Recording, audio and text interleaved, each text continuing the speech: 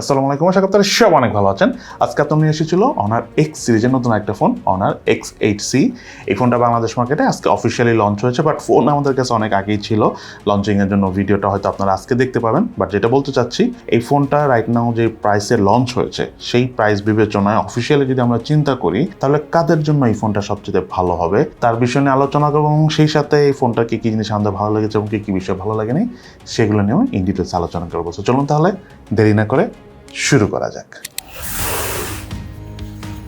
মোবাইলটার বক্স কন্টেন্টে রয়েছে সিম ট্রে ইজেক্টর, ব্যাক কেস, 35 ওয়াটের চার্জার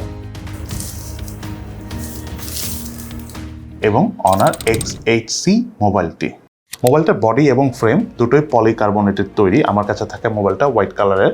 সো আমরা যখন আউটডোরে ফোনটা ইউজ করতে গিয়েছি, হালকা টিল্ট করলে রোদের মধ্যে এক ধরনের একটা শেপ পাওয়া যায়, যেটা খুব সুন্দর লাগে। তার পাশাপাশি এই মোবাইলটার ডিসপ্লে সেকশনে একটা জিনিস বলি, সেটা হলো ডিসপ্লে চারদিকে যে কার্ভ অংশটা রয়েছে, এটা আমার কাছে একটু স্লাইটলি বেশি কার্ভ মনে হয়েছে। ফর দ্যাট রিজন দেখা গেলো যে কন্টেন্ট ওয়াচ করার সময় আমাদের অনেক ভালো লেগেছে। তার পাশাপাশি এই ফোনটা বেশ হালকা পাতলা এবং চিকন, এবং এর থিকনেস হলো 7.1 মিলিমিটার এবং ওয়েট হলো 174 গ্রাম। সো ওভারঅল ফোনটা আমরা সিঙ্গেল হ্যান্ডে কমফোর্টেবলভাবে ইউজ করতে পেরেছি। তার পাশাপাশি এই ফোনটাতে IP64 এর ওয়াটার এবং ডাস্ট রেসিস্ট্যান্ট সার্টিফিকেশন রয়েছে। তার পাশাপাশি এর ডিসপ্লেটাও কিন্তু বেশ শক্তপোক্ত। এতে রয়েছে হলো অনারের anti drop display with SGS performance certification. Then এই মোবাইলটাতে 5000 মিলিঅ্যাম্পিয়ার লিথিয়াম পলিমার ব্যাটারি রয়েছে এবং সাথে 35 ওয়াটের চার্জার রয়েছে। ফোনটা একবার সম্পূর্ণ চার্জ করার পর আমরা হালকা পাতলা বেসিক ইউজ করে প্রায় 2 দিনের কাছাকাছি চার্জ ব্যাকআপ পেয়েছি, যেটা খুবই ইন্টারেস্টিং, কারণ বেসিক ইউজ এত লং টাইম পেলে তো ভালোই লাগে। তার পাশাপাশি ফোনটা যখন আমরা টানা ইউজ করেছি, তখন এই ফোনটার স্ক্রিন অন টাইম অর্থাৎ চার্জ ব্যাকআপ পেয়েছি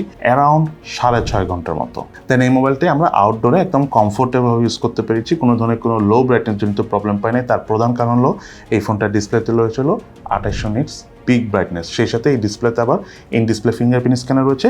ফিঙ্গারপ্রিন্ট স্ক্যানারের পজিশন আমার কাছে ঠিকঠাক জায়গায় রয়েছে বলে মনে হয়েছে, এবং ফিঙ্গারপ্রিন্ট স্ক্যানারটি টাচ করার সাথে সাথেই আনলক করে ফেলছিল। দেন এই মোবাইলটাতে out of the box Android 15 operating সিস্টেমটি এসেছে, এবং এই মোবাইলটাতে 8GB র্যামের পাশাপাশি 8GB ভার্চুয়াল র্যাম রয়েছে। ইউআই হিসাবে অনারের ম্যাজিক ওয়েস 9 রয়েছে।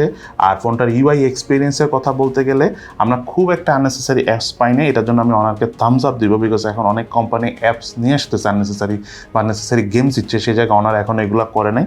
That's really good.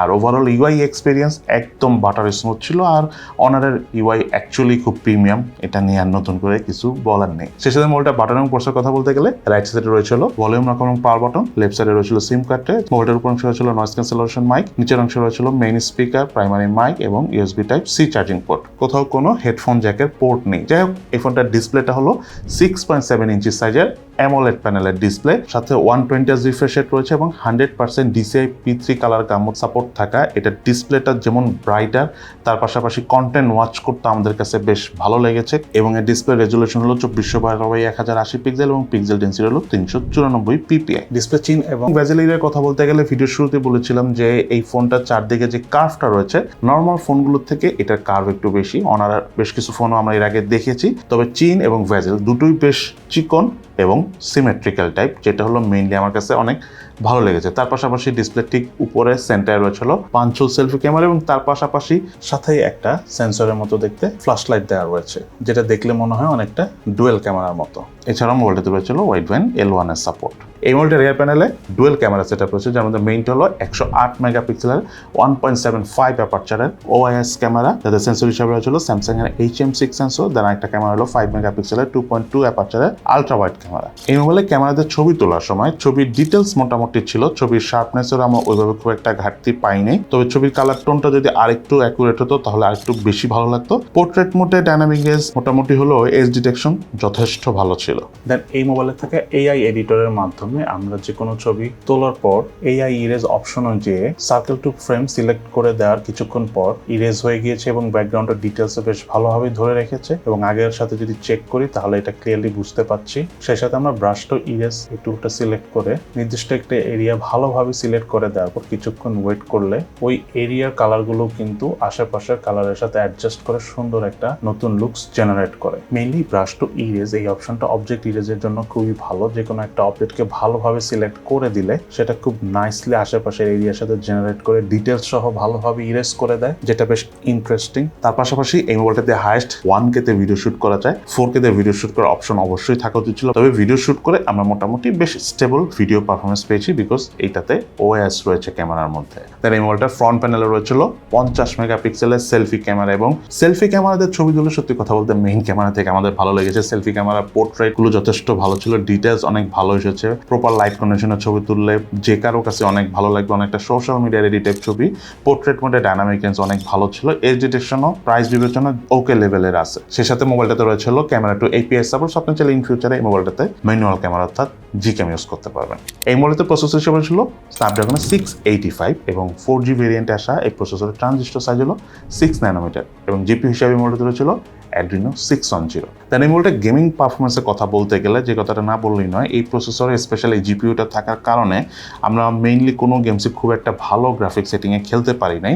তবে এই ফোনের ক্ষেত্রে গ্রাফিক সেটিং অনেক ভালো না পেলেও কালার ডিটেলস আবার আমরা অনেক ভালো পেয়েছি। পাবজি গেমস খেলার সময় ওভারঅল বেশ ভালো লেগেছে। তবে একটা জিনিস ট্রু, একটু হাই গ্রাফিক্সে খেলতে পারলে একটু বেশি ভালো লাগতো। অ্যাশফার গেমসটা খেলেছি, সেটা কালার ডিটেলস অনেক বেশি ভালো বলবো না, তবে নর্মালি অন্যান্য যে স্ন্যাপড্রাগন 685 থাকা ফোনগুলো রয়েছে তার থেকে এই ফোনটার পারফরমেন্স, কালার ডিটেলস একটু ভালো অ্যাশফার গেমে।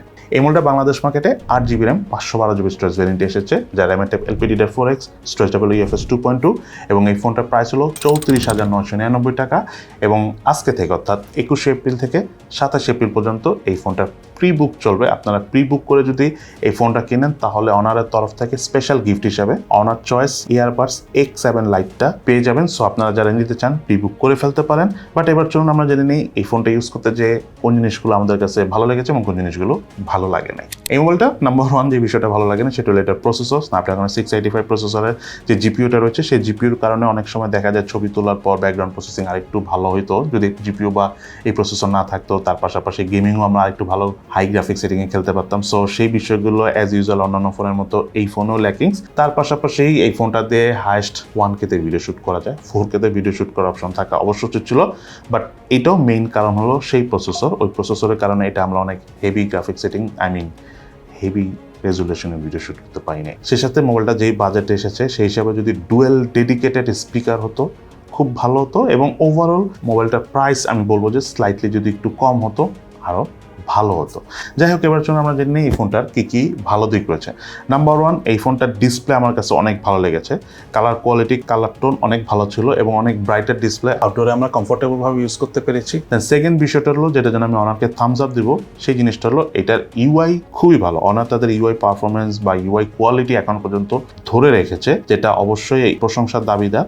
সো ইউআই এটার খুবই ভালো। যারা ফোনে এক্সট্রিম গেমিং না করেন, ফটোগ্রাফি না করেন, লং টাইম ইউজ করতে চান, তাদের জন্য কিন্তু ইউআই অনেক ইম্পর্টেন্ট। সো এটার ইউআই এক্সপিরিয়েন্স আমরা অনেক ভালো পেয়েছি।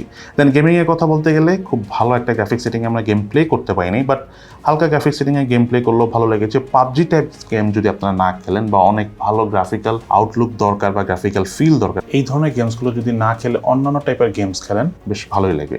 সে সাথে এই ফোনটার চার্জ ব্যাকআপ যথেষ্ট ভালো। আমরা 2.5 দিনের কাছাকাছি চার্জ ব্যাকআপ পেয়েছি বেসিক ইউজ করে।